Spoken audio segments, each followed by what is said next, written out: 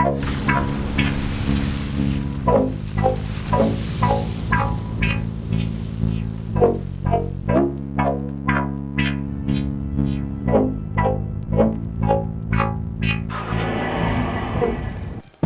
we're back. And this time we got a good build. So let's get into it.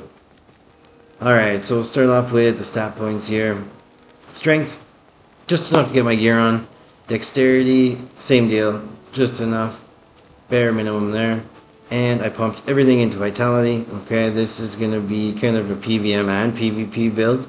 So more Vitality, the better. My resistances aren't anything special. So I could do lots of work here. Just to make them even tankier in PvP. For advanced stats, one of the main things of this build, which makes them so strong, is that you can see faster cast rate, 168% faster cast rate. So that is the max. The max I think is actually 163 or 4 or something like that. So I'm a bit higher. But I didn't have all the ideal gear, but it still is awesome without it. So, let's take a look. The gear, I got Heart of the Oak, okay, probably the best choice you could have for Wind Druid. All resistance, 3 to skills, faster cast rate, 40% faster cast rate, which is important because we're trying to get as high faster cast rate as we can. For the helmet, I had to go with Griffin's Eye because I don't have anything else at the moment. Kind of expensive. So I might update them as soon as I get a better helmet. But for now, that's what we're going with. It gives us the faster cast rate we need, and there's 1 to all skills. So it's not too bad. For the amulet, I went 2 to elemental skills and I had 10 faster cast rate on this one here.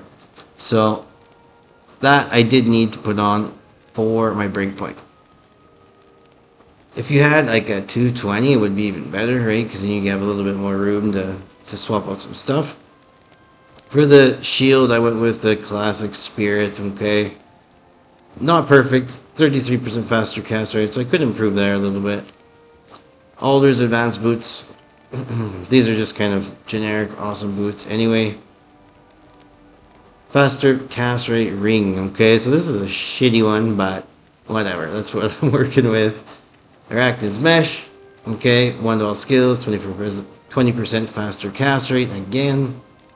And another faster cast rate ring. This one's not much better, but, you know, we got to get those breakpoints in there somehow.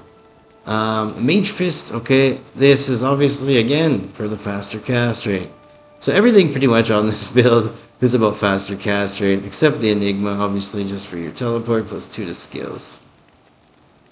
So, on the swap. We got Call to Arms and another Spirit. Okay, so pretty classic, pretty normal build. In the inventory, nothing special. I got 1 elemental skill, so it doesn't even have plus life or anything, so it's not even a good one.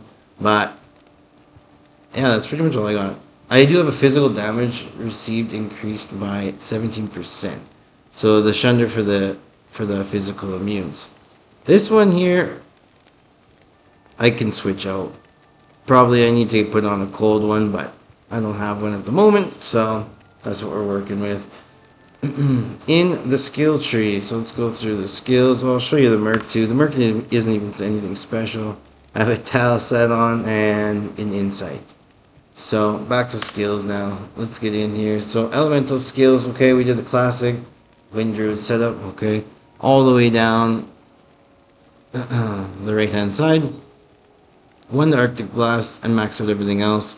Everything's going to be synergy, okay? You're going to use Tornado as your main skill and just have Hurricane running, which is going to give you some cold damage as well, including with your Tornadoes. So, kind of going to be throwing them both out at the same time. Nothing into shapeshifting skills, and the rest I put into Oak Sage, just to get a little bit more life. And I can put another one in right now. Nice. Alright. And then I went 1 all the way down to get Grizzly. So all the summons really are just kind of for defense. The more shit you have in the way, the better, right? So especially for PvP. Yeah. That's pretty much the setup here. Let's hit the gameplay.